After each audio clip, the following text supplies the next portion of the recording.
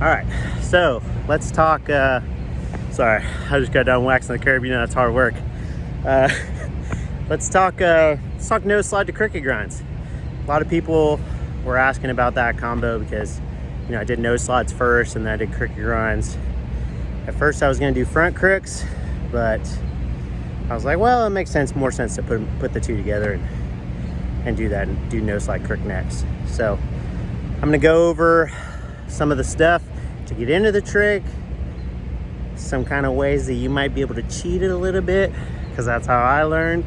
And then, and then we'll do a bunch of them. But first, let me get some warm-ups in, see what we can get done. Maybe some basics, probably some basic stuff. So, wax, lots of wax.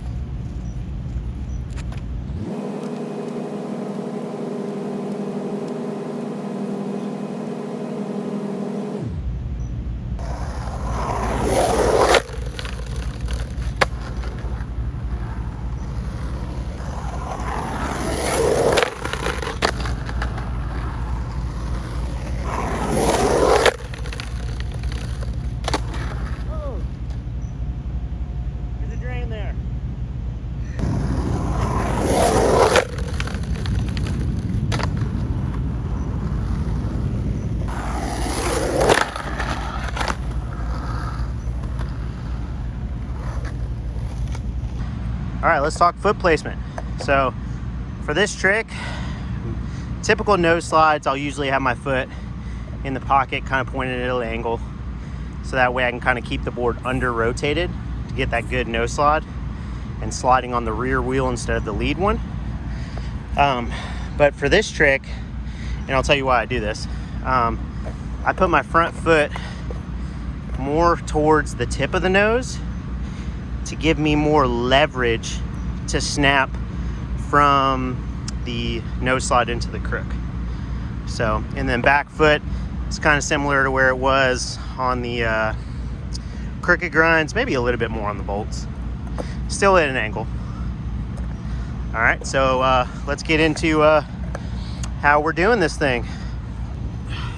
All right, so there's kind of a way that you can kind of cheat this trick at first if you have a curve that has any kind of slant to it. So if it's a straight up and down curve, the way of doing this might be a little bit more difficult. That's why, if you have one that's slightly slanted, it's a little bit better or a little bit easier to learn this trick on. And the reason why is, so obviously you want to have a good nose slide first, probably a good cricket grind, because you're going to have to slide the nose slide for a minute, and then you're obviously going to have to pop out of a crook, whether it's at the end or early, depending on the curve you have. So, for that foot placement that I was talking about, I said I had my front foot more towards the tip of the nose. The reason is because when it's more towards the tip, you get more leverage. You can kind of just tilt into it, which is how I learned this trick at first.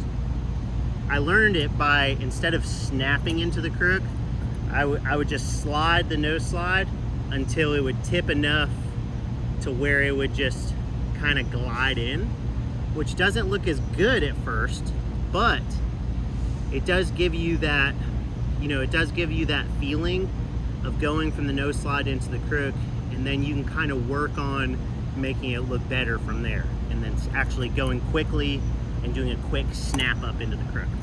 But either way, foot placement on the tip of the nose really helps, because if it's here, it's hard to give you good leverage to tilt it up into the crooked grind. If it's more at the tip, you can just you have that play right here, that space, and you can snap up into it a little bit easier. So that's how I snap up into the crook. Like I said, you can start by just doing that slow tilt into it, and then once you get better at it, I'm not the greatest at this trick, but then once you get better, you can just quickly nose slide and then just snap right in. So let's do a few. I'll slow-mo some. I'm kind of moving quickly because I'm losing daylight quick, so.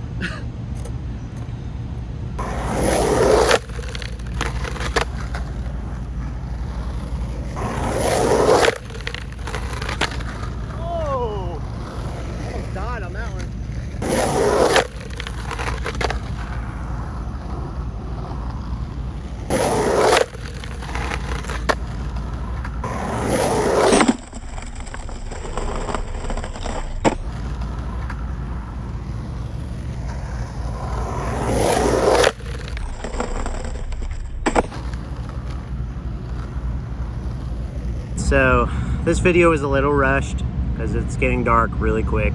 I got off work late, so it is what it is. But hopefully you guys understand the concept of kind of slowly tilting into it versus when you get a little bit better at it, then you can kind of snap into it. And then when you're able to snap into it, then you can kind of do it on anything. Doesn't matter if the curb's vertical or slanted or not. So you'll get to that point. It just takes a lot of practice. I remember at first learning this trick was a little frustrating. I tried, like, there wasn't a lot of good tutorials out there, period, on ledges, curbs, anything.